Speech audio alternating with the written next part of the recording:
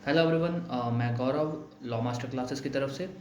जैसा कि आप लोगों का सभी का 11 अक्टूबर का और 12 अक्टूबर का राजस्थान जुडिशरी का और गुजरात जुडिशरी का मेंस है। कुछ एक चीज़ें जो आपको ध्यान रखनी है जब आप वहाँ पर पेपर दोगे, तो पेपर एग्जामिनर को इम्प्रेस करने के लिए देना है। हमको ये नहीं करना कि अरे मेरे को तो इतना कुछ पता है, मैं ये भी लिख दूँ, मैं वो भी लिख दूँ। नहीं, पहली चीज़ ये दिमाग में रखना है कि हम एग्जामिनर को इम्प्रेस कैसे कर सके, पेपर को कैसे लिखेंगे एग्जामिनर इम्प्रेस हो जाए। बस तरीका, टू द पॉइंट आंसर लिखो, बिल्कुल टू द पॉइंट। जो आपके आंसर बनते हैं आप सिर्फ वो लिखोगे। टाइम बचाना है, जितने नंबर का पेपर क्वेश्चन है उसी के हिसाब से लिखना है। मान लो 3 नंबर का है तो उसको मैक्सिमम 5 मिनट में ख़त्म करो। 4 नंबर का है तो 6 मिनट में ख़त्म करो। हर नंबर पर 1.5 मिनट देना है, उसके हिसाब से पेपर लिखना है। जिनकी भी हैंड राइटिंग अच्छी नहीं है, थोड़ा सा कोशिश करना कि एक ठीक ठाक हैंड राइटिंग में लिखो। और सबसे बड़ी बात, पेपर में 2 या 3 क्वेश्चन आपको ऐसे ज़रूर मिलेंगे जो आपको नहीं आते होंगे। वो चाहे छोटे क्वेश्चन हो चाहे बड़े क्वेश्चन हो, वो सबके साथ होगा।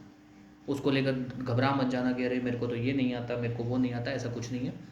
होता है 2 या 3 क्वेश्चन ऐसे लेवल के आते हैं जो चाहे तो आउट ऑफ ट्रैक बोल दो, या जिसके बारे में अपने को नॉलेज नहीं होती। पर ये ध्यान रखना, उसके बारे में लगभग लोगों को नहीं पता होता। वो 2 या 3 क्वेश्चन हर किसी के लिए एक जैसे ही होते हैं। घबराना मत, उन पर रुके मत रहना।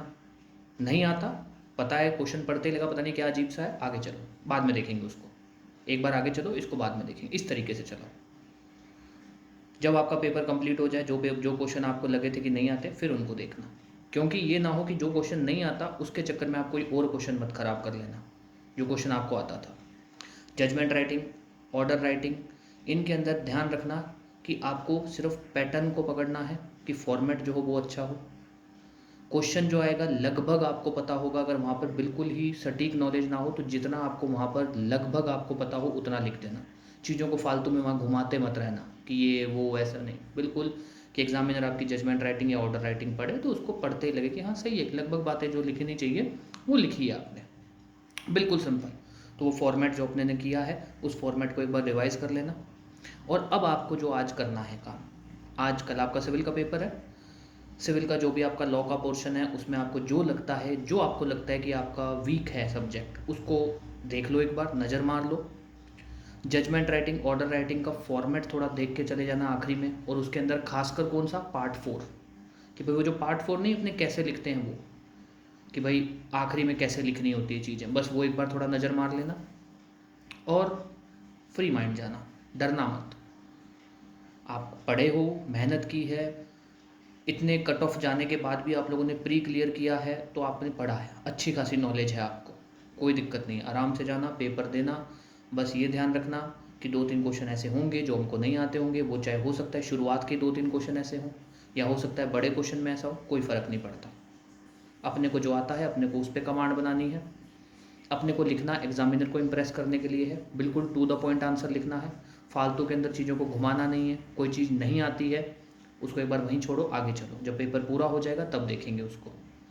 इस तरीके से एग्ज़ाम देना।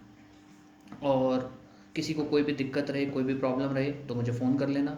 और एक पेन को लेकर, ब्लू पेन लेकर जाना, 4-5 पेन लेकर जाना, ज़्यादा ही लेकर जाना। ब्लू पेन, एक स्केल ले जाना अगर कुछ कई बार कोई काम आ जाता है वहाँ पर।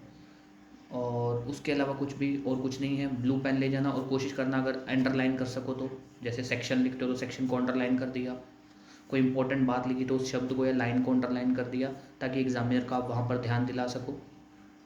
डिफरेंस वाला जो क्वेश्चन होगा उसको टेबल में ही बनाना, कोई वो बातें मत सुनना, ऐसे नहीं, बिल्कुल प्रॉपर टेबल।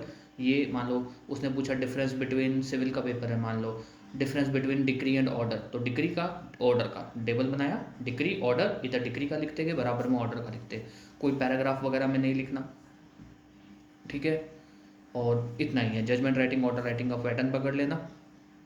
बाकी कोई भी प्रॉब्लम रहे, कुछ भी रहे, पूछ लेना। क्रिमिनल का जब पेपर होगा, मतलब आपका 12 तारीख को होगा, क्रिमिनल के केस में जाने से पहले ये देख लेना कि अगर आप बंदे को कन्विक्ट कर रहे हो तो कैसे उसमें जजमेंट में ऑर्डर लिखा जाता है, एक्विट कर रहे हो तो ऑर्डर क्या लिखा जाता है और उसका क्या पैटर्न होता है। बस ये देख लेना, बाकी कोई भी दिक्कत नहीं आएगी, ठीक है। और मैं कोशिश करता हूँ आप लोग को 1 या 2 जो चेक्ड कॉपीज़ हैं उनको भी वो भिजवा देता हूँ आपको, आप लोग एक बार उस पर नज़र मार लेना। और अब फ्री माइंड बिल्कुल। एसेज वगैरह आप कर चुके हो, जितना पढ़ना था पढ़ चुके हो, बस अब जो कमजोरी है आपकी, जो आपके सब्जेक्ट कमज़ोर लगते हैं, बस उनको कवर कर लेना, जजमेंट राइटिंग को देख लेना, बस बाकी सब अच्छा होगा। बेस्ट ऑफ लक, बहुत अच्छा होगा। और घबराना मत, ये कोई आखिरी पेपर नहीं है ज़िंदगी का, इसके बाद भी बहुत कुछ होगा, और मेहनत कर रहे हो तो ज़िंदगी में अच्छा ही होगा। घबराना मत बिल्कुल भी। बाकी कोई दिक्कत रहे, कुछ भी रहे, तो आप कभी भी फ़ोन कर लेना। चलिए, best of luck, thank you.